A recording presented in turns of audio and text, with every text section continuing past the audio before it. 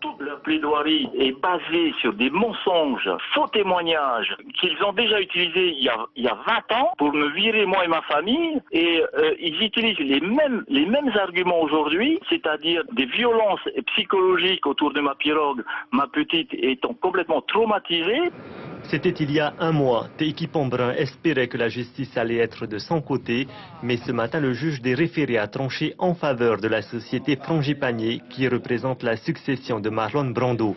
Pour l'avocat de la famille de l'acteur américain décédé le 1er juillet 2004 à Los Angeles, il s'agit d'une décision normale qui fait respecter le droit de propriété. En clair, Monsieur Pambrin est un squatteur et il n'a rien à faire à Tetiaroa. Et toute infraction qu'il commettrait à l'occasion de cette décision de justice est sévèrement sanctionnée, puisque dès lors qu'il mettra un pied par terre, il sera condamné à 200 000 francs pacifiques par infraction.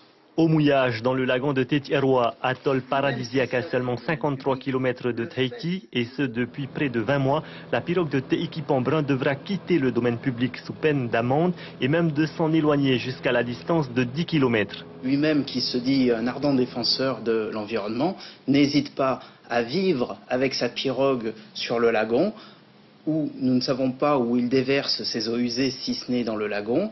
Et effectivement, le juge a considéré qu'il commettait un abus de droit en stationnant en permanence avec cette pirogue en plein milieu du lagon. Joint par téléphone, Teiki Pambrin n'a pas souhaité commenter cette décision de justice tant que celle-ci ne lui aura pas été signifiée. Oui, et rappelons qu'en 2011, Teiki Pambrin avait été expulsé du Motuahi de Moorea, où il avait ouvert un lagonarium touristique. Et puis finalement, Teiki Pambrin souhaite réagir en direct. Vous êtes avec nous, Teiki Pambrin. Est-ce que vous êtes prêt à quitter l'atoll de Tetiaroa comme vous le demande aujourd'hui la justice? Bonsoir Caroline. Je voudrais d'abord rectifier que nous ne sommes pas du tout là dans un but commercial, comme tu le disais. Et puis l'idée qui consiste à dire que Tetiaroa est une île privée est entièrement fausse. Il n'existe pas d'île privée dans la République française. Les îlots de Tetiaroa représentent que 14% de la surface de Tetiaroa, 86% étant du domaine public.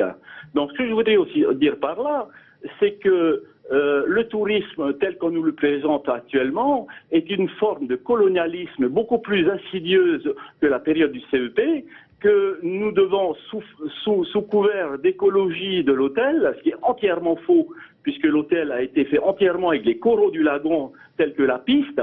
Maintenant, les bousilleurs du lagon s'érigent en véritables protecteurs de l'atoll, après l'avoir bousillé. Les scientifiques ont 50 ans de boulot maintenant pour réhabiliter l'atoll. Alors, donc, pour répondre... Oui. Est-ce que vous êtes prêt à quitter l'atoll aujourd'hui, comme vous le demande la justice? Je ne pense pas que la justice nous demande de quitter l'atoll, puisque nous avons tous les droits maritimes pour naviguer dans n'importe quel lagon de Polynésie. Il n'y a pas de lagon privé.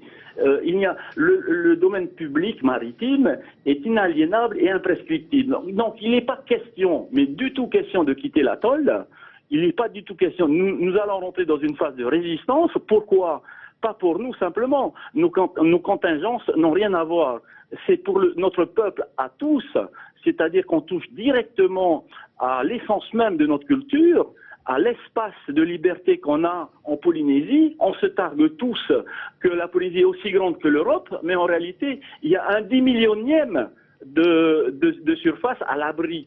Donc on ne pourra jamais nous empêcher de nous mettre à l'abri dans un lagon quelconque de Polynésie. Merci beaucoup Teiki Pambrin, ce sera le mot de la fin. C'est moi qui vous remercie Caroline.